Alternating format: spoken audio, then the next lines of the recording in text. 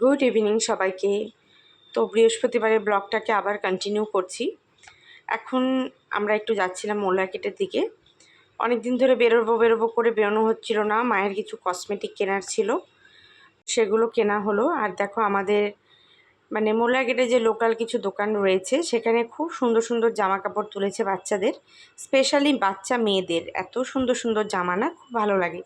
ছেলেদের তো সেই একই শার্ট প্যান্ট, তাছাড়া কোনো অপশান নেই। তো তারপর সেখান থেকে আমরা গেলাম, আমাদের এখানে একটা রাধাকৃষ্ণ মন্দির রয়েছে, এখানে গোপালও আছে, ওখানে দর্শন করে বাড়িতে চলে আসি। ফেরার পথে মোমো নিয়ে আসি, একটু স্প্রিং রোল নিয়ে আসি। অনেক দিন মোমো খাওয়া হচ্ছিল না, তো আজকে এগুলো খেলাম। খেয়ে দিয়ে নিয়ে প্রয়াগকে আমি লিখতে দিলাম। কালকে হচ্ছে প্রয়াগের ইভিএস পরীক্ষা, ওকে লিখতে দিয়ে এসে আমি এখানে বানাচ্ছিলাম আজকে মুসুর ডালের বড়া করব। তো সের জন্য আমি সকালেই মুসুর ডালটাকে ভিজিয়ে রেখেছিলাম। তো আজকে কি বলবো, আনএক্সপেক্টেডলি একটা ছুটি পেয়ে গেছি, যার কারণে দুপুরবেলাটা তো ঘুমিয়ে যেরকম কাটালাম। তারপর এই সন্ধেবেলায় সেরকমভাবে তো আর প্ল্যান ছিল না, সেজন্য আর কোথাও যেতে পারিনি। তাই এই যে এখন রাতের রান্নাটাই করে নিচ্ছি। রাতে নিরামিষ তরকারি আছে, ডালও আছে, কিন্তু না কিছুই জানি না কেন ভালো লাগছে না খেতে। তো বড়াটা খেতে খুব ইচ্ছে করছে, তো মুসুর ডালের পেঁয়াজ দিয়ে যেমন হয় আর কি, পেঁয়াজি টাইপের করব। আর একটু ভাত করতে হবে, তাছাড়া সবই তরকারি মোটামুটি রয়েছে। তো সেটারই রেডি করছিলাম। আর তার সাথে কালকে করব সকালে ঘুগনি। আর শুভ যেহেতু ঘুগনি খায় না, ওর জন্য একটু আলু ভাজা কেটে রাখতে হবে। তো সেগুলো একটু প্রিপারেশন করে রাখছিলাম, কারণ কালকে আমরা একটু বেরোবো মার্কেটিংয়ে। মা সেদিনকে যেতে চেয়েছিল, তারপর তো সেদিনকে যাওয়া আমাদের হয়নি। তো যেহেতু প্রয়াগের কাল এক্সাম শেষ হয়ে যাচ্ছে, তো মনে করার চাপটা নেই পড়ার। তো কাল স্কুল থেকে এলে স্নান আর করাবো না, বেরিয়ে যাব খাওয়া দাওয়া করে নিয়ে টিফিনটা, তারপর মার্কেটিং করে চলে আসব। তো সেই মতোই প্ল্যান করে আজকে কিছুটা কাজ এগিয়ে রাখছি, যাতে কাল সকাল সকাল আমরা কাজটা সেরে বেরিয়ে যেতে পারি। যতই তাড়াহুড়ো করি তবু একটার আগে মনে হয় না বেরোতে পারবো, কারণ পুরো একটা স্কুল থেকে আসবেই ধরো 12টা 5-10 এরকম হয়ে যাবে, তারপর বেরোবো। তো যাই হোক, দেখো এদিকে মুসুর ডালটা আমার কথা বলতে বলতে বাটা হয়ে গেছে।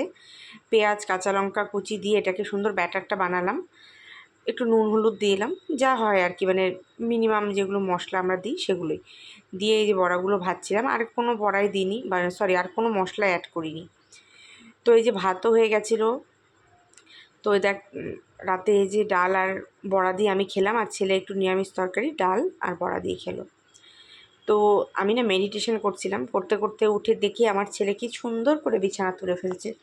দেখো বিছানাটা একদম সুন্দর করেও তুলে ফেলছে, চাদরটাও খুব সুন্দর করে পেতে ফেলেছিল। তো যাই হোক, তারপর তো আমরা ঘুমাই। আর এইটা হচ্ছে আজকের ব্লগ, শুক্রবার সকালের। তো আজ সকালে উঠে যেমনটা যাই আর কি রোজ, প্রয়াগকে স্কুলে দিয়ে এলাম। তারপর ফেরার পথে আজকে ওয়েদারটা বেশ ভালো, মেঘলা মেঘলা, রোদ ওঠেনি।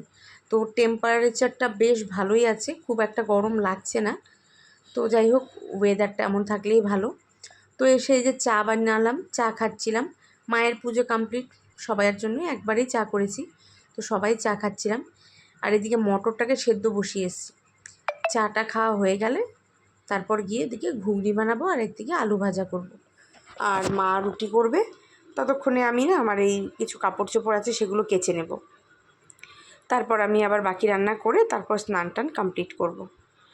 তো চলো এবার তাড়াতাড়ি চা খেয়ে নিয়ে কাজে লেগে পড়ি, কারণ আজকে একটু বেরোনো আছে আমাদের। তো এই যে একপাশে বসিয়ে দিয়েছি আলু ভাজা, আর এপাশে এখন বসাবো আমি ঘুগনিটা। তো ঘুগনিটা এই যে বসিয়ে দিলাম, দুপাশে দুটো বসিয়ে দিয়েছিলাম, ঝটপট হয়ে গেছে। তারপর মা রুটি করলো, আর এই যে রুটি ঘুগনি আর পেঁপে খাচ্ছিলাম আজকে। তারপর প্রয়াগ স্কুল থেকে আসে, ওকে আমি ওর ড্রেস চেঞ্জ করে টিফিনটা খেয়ে নিচ্ছিলো ড্রেস পরার আগে। তারপর এই যে একটু ফল কেটে দিলাম, পেয়ারা আপেল, তো ওইগুলো খাওয়া হলো।